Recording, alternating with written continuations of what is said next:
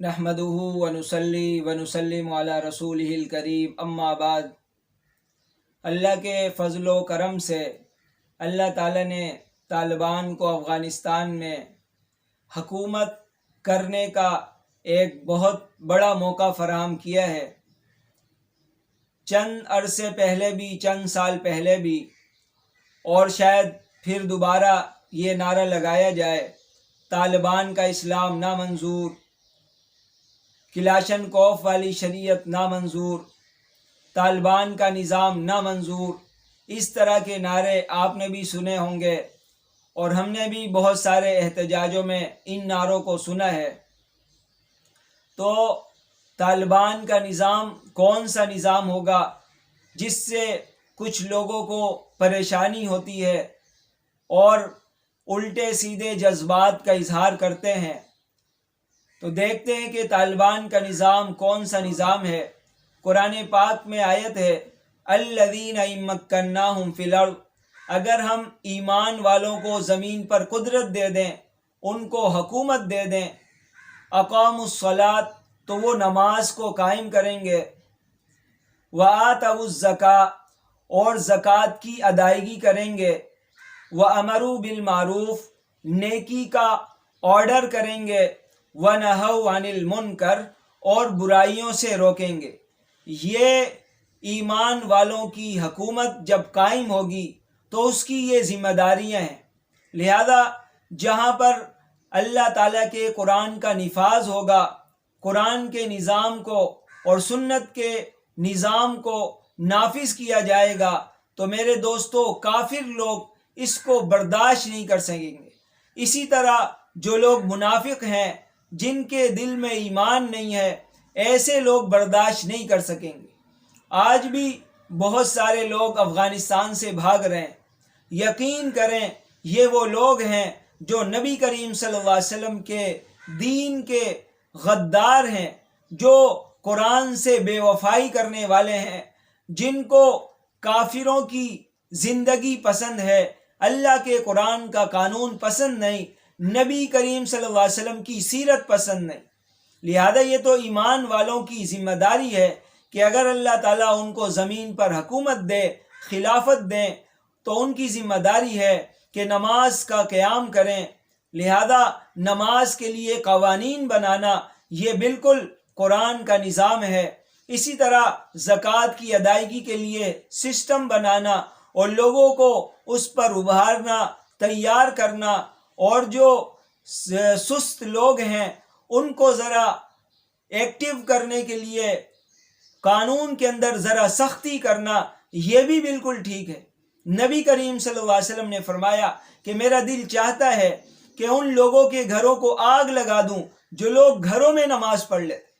تو مسجد میں نماز پڑھوانے کے لیے لوگوں کے اوپر سختی کرنا، یہ نبی کریم صلی اللہ علیہ وسلم کی چاہت ہے۔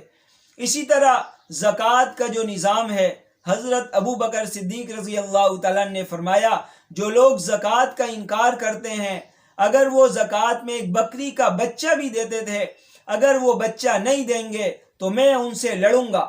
یہاں تک روایت میں آتا ہے کہ اگر اونٹ دیتے تھے، اس کے ساتھ رسی دیتے تھے، اگر وہ رسی بھی نہیں دیں گے تو میں ان سے لڑوں گا، اس لیے کہ دین میں میرے سامنے کمی ہو جائے، میں اس کمی کو برداشت نہیں کر سکتا۔ یہ صدیق اکبر رضی اللہ تعالیٰ عنہ کا جذبہ تھا، یہ صدیق اکبر رضی اللہ تعالیٰ عنہ کی سیرت طیبہ کا ایک درخشاں پہلو ہے۔ اسی طرح جب چوک اور چوراہوں پر لاشیں لٹکائی جاتی ہے تو زبان سے لوگ کہتے ہیں یہ ظالمانہ قانون ہے، یہ ظلم و ستم کی انتہا ہے۔ میرے دوستو، یہ ظالمانہ قانون نہیں ہے، یہ قرآن کا قانون ہے۔ قرآن میں واضح ارشاد ہے، والذین یسعون فی الارض فسادا، جو لوگ زمین میں فساد مچاتے ہیں تو ان یقتلوا، پھر ان کو قتل کر دیا جائے، او یصلبوا، یا ان کو سولی پر چڑھا دیا جائے، او تقطع ایدیہم وارجلہم من خلاف، یا ان کے ہاتھ پاؤں کاٹ دیے جائے، او ینفوا، یا ان کو وطن سے باہر کر دیا جائے، ملک سے بے دخل کر دیا جائے۔ اب اگر طالبان والے فسادی لوگوں کو چوک چوراہوں پر لٹکائیں گے تو پھر وہ اسلام کے دشمن لوگ یہی پھر نعرہ لگائیں گے کہ ہمیں ظالمانہ قانون پسند نہیں، ہمیں ظالمانہ قانون منظور نہیں، حالانکہ وہ لوگ اسلام سے بیزار ہیں، اسلام کے احکامات سے بیزار ہیں اور برائیوں کے دلدادہ ہیں۔ لہذا ان لوگوں کے لیے یہ بات ضروری ہے کہ وہ یا تو اسلام کو چھوڑ دیں، لا الہ الا اللہ کو چھوڑ دیں، محمد الرسول اللہ کو چھوڑ دیں، اور اگر لا الہ الا اللہ کو مانتے ہیں تو قرآن کے حکم کے سامنے سر تسلیم خم کریں، نبی کی پاکیزہ سیرت کے سامنے اپنے سر کو جھکا دیں۔ تو چوک چوراہوں پر لٹکانا یہ فسادی لوگوں کا علاج قرآن نے بتایا ہے۔ اسی طرح جب چوری ہو، اس چور کا جب ہاتھ کاٹا جاتا ہے تو لوگوں کو بڑی تکلیف ہوتی ہے۔ اتنی خطرناک سزا، اتنی خطرناک سزا، یہ اللہ کا قانون ہے۔ اللہ نے قرآن میں فرمایا وَالسَّارِقُ وَالسَّارِقَةُ فَاقْطَعُوا أَيْدِيَهُمَا کہ چوری کرنے والا مرد، چوری کرنے والی عورت، ان دونوں کے ہاتھ کاٹ دیے جائیں۔ یہ قرآن کا حکم ہے، یہ کوئی ظالمانہ قانون نہیں ہے۔ اسی طرح جب زانی پر کوڑے برسائے جائیں گے، پھر منافقوں کی اور کافروں کی چیخیں آسمان تک اٹھیں گی کہ یہ کون سا ظلم ہو رہا ہے، یہ کوئی ظلم و ستم نہیں ہے، یہ تو اللہ کا قانون ہے کہ الزانیۃ والزانی فجلدوا کل واحد منہما مئۃ جلدہ، زنا کرنے والی عورت، زنا کرنے والے مرد، دونوں کو 100 کوڑے لگاؤ، اور ولیشہد عذابہما طائفۃ من المؤمنین، مومنین کی ایک جماعت کے سامنے یہ سزا دی جائے تاکہ سارے لوگ عبرت حاصل کریں۔ میرے دوستو، پھر جب پردے کے بارے میں اسلامی حکم نافذ ہوگا، پھر یہی لوگ کہیں گے کہ انسان کی مرضی ہونی چاہیے کہ چاہے وہ پردہ کرے یا نہیں کرے۔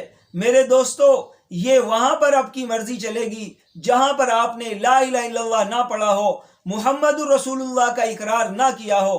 اگر لا الہ الا اللہ پڑھا ہے، محمد الرسول اللہ کا اقرار کیا ہے، تو جب اسلام کی حکومت میں جب یہ آرڈر جاری ہوگا کہ خواتین نقاب کا اہتمام کریں، پردے کا اہتمام کریں، تو اس کا ماننا ضروری ہوگا۔ یہ کوئی طالبان کا قانون نہیں بلکہ قرآن کا قانون ہے۔ خود نبی کریم صلی اللہ علیہ وسلم کو فرمایا یا ایھا النبی قل لازواجک وبناتک ونساء المؤمنین یدنین علیہن من جلابیبہن کہ ایمان والیوں کو بتائیں، اپنی ازواج مطہرات کو، اپنی بیٹیوں کو اور ایمان والی عورتوں کو بتائیں کہ وہ پردے میں رہا کریں۔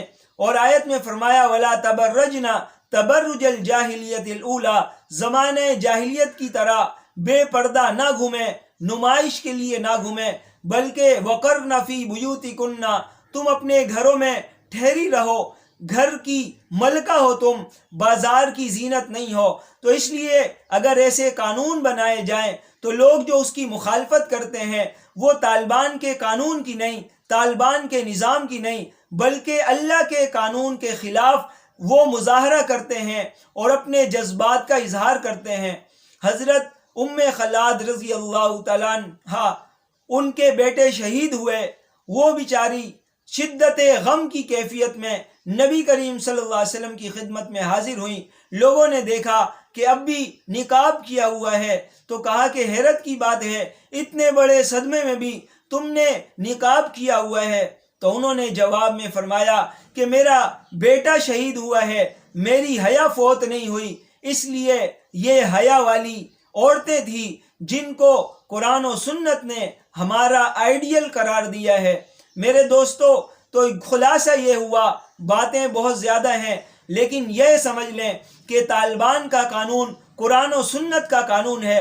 جو قرآن و سنت کو مانتا ہے وہ طالبان کے قانون کو مانے گا، اس کو خوشی ہوگی کہ حضرت عمر رضی اللہ تعالیٰ عنہ والے عدل و انصاف والے آ گئے، اور جو حضرت عمر رضی اللہ تعالیٰ عنہ نے اسلام کا نفاذ کیا، پوری دنیا کے اندر اسلام کے نفاذ کے لیے اپنی تمام صلاحیت استعمال کی، یہ انہی کے نقش قدم پر چلنے والی ملا محمد عمر مجاہد رحمہ اللہ کی روحانی اولاد ہے، جو انشاءاللہ دوبارہ اسلام کا نفاذ کریں گے۔ تو لوگوں کو تکلیف طالبان سے نہیں ہے، اسلام کے نظام سے ہے، قرآن کے نظام سے ہے۔ شریعت کے قانون سے ہے، نبی کی سیرت سے ہے، نبی کی صورت سے ہے، اور یہی بات کوئی نئی بات نہیں ہے۔ جب نبی کریم صلی اللہ علیہ وسلم نے اسلام کی دعوت نہیں دی تھی، لا الہ الا اللہ کی دعوت نہیں دی تھی، محمد الرسول اللہ کی دعوت نہیں دی تھی، تب سارے مکہ کے لوگ آپ صلی اللہ علیہ وسلم کو صادق و امین کہتے کہ آپ سے بڑھ کر سچا کوئی نہیں، آپ سے بڑھ کر امانت دار کوئی نہیں۔ نبی کے پاکیزہ اخلاق کو مانتے تھے کہ یہ نبی کے پاکیزہ اخلاق ہیں۔ لیکن میرے دوستو، 40 سال کی عمر میں جب نبی کریم صلی اللہ علیہ وسلم نے دین حق کو پیش کیا اور لا الہ الا اللہ محمد رسول اللہ پیش کیا، وہی جو چند لمحے قبل آپ صلی اللہ علیہ وسلم کو صادق و امین کہتے تھے، وہی لوگ پھر نبی کے مخالف ہوئے، نبی کو ساحر کہنے لگے، مجنون کہنے لگے، کاہن کہنے لگے، کذاب کہنے لگے، پتہ نہیں کیا کیا کہنے لگے۔ تو میرے دوستو، جو کفر کو جو نفرت ہے وہ اسلامی نظام سے ہے، طالبان سے نہیں ہے۔ جس طرح نبی کریم صلی اللہ علیہ وسلم کی ذات سے کافروں کو کوئی پریشانی نہیں تھی، ان کو پریشانی تھی تو نبی کریم صلی اللہ علیہ وسلم کے لائے ہوئے نظام سے تھی۔ تو ہر کافر، ہر فاسق و فاجر، ہر منافق اسلام کے نظام کو پسند نہیں کرے گا۔ لہذا یہ نعرے لگانے والے کہ طالبان کا اسلام منظور نہیں، کلاشن کوف والی شریعت منظور نہیں، یہ وہ لوگ نعرے لگائیں گے جن کا دین سے کوئی تعلق نہیں، جنہوں نے صرف زبان سے لا الہ الا اللہ پڑھا ہے، ان کے دل میں ایمان نہیں۔ جس طرح قرآن پاک میں فرمایا قالت الاعراب آمنا، دیہاتیوں نے کہا کہ ہم ایمان لے آئے، اللہ تعالیٰ نے فرمایا قل لم تؤمنوا، ان کو بتا دو لم تؤمنوا، تم ایمان والے نہیں ہوئے، ولیکن قولوا اسلمنا، تم تو یہ کہو ہم نے ظاہری طور پر کلمہ پڑھا ہے، ولما يدخل الایمان فی قلوبکم، ابھی تمہارے دلوں کے اندر ایمان داخل نہیں ہوا۔ دل کے اندر جب ایمان آ جائے گا تو پھر اللہ اور اس کے رسول کے حکم کے سامنے سر جھکانا آسان ہوگا، ورنہ اکڑ اور تکبر برقرار رہے گا، صرف منہ سے کلمہ پڑھ لیں گے۔ اسی وجہ سے دوسری آیت میں فرمایا افرأیت من اتخذ الہہ ہوا، کہ آپ نے ایسے لوگوں کو دیکھا جنہوں نے اپنی خواہش کو، اپنی منمانی کو، اپنی پسند کو اپنا خدا بنایا ہوا ہے، جو دل کرے گا ویسے ہی کریں گے۔ فرمایا وَأَضَلَّهُ اللَّهُ عَلَى عِلْمٍ، علم کے باوجود اللہ نے ان کو گمراہ کیا ہوا ہے۔ وَخَتَمَ عَلَى سَمْعِهِ وَقَلْبِهِ، ان کے دل پر اور کانوں پر مہر لگی ہوئی ہے۔ وَجَعَلَ عَلَى بَصَرِهِ غِشَاوَةً، اور ان کے آنکھوں پر پردہ ڈلا ہوا ہے۔ فَمَن يَهْدِيهِ مِن بَعْدِ اللَّهِ، یعنی جب اپنی بدبختی کی وجہ سے گمراہی کے راستے پر چل پڑے، اب اللہ کے علاوہ کوئی ان کو راہ راست پر نہیں لا سکتا۔ نبی کریم صلی اللہ علیہ وسلم کے زمانے میں بھی منافق لوگ ہوتے تھے جن کو دین اسلام کے حکم سخت ناگوار ہوتے تھے۔ اللہ تعالی ہم سب کو کامل درجے والا ایمان والا بنائے اور ہماری صفوں سے منافقین کو الگ تھلگ فرمائے، اور اسلامی نظام اور اسلامی حکومت کے قیام کے لیے پورے عالم اسلام کو بہترین طریقے سے کوشش کرنے کی توفیق نصیب فرمائے۔ وآخر دعوانا الحمد للہ رب العالمین۔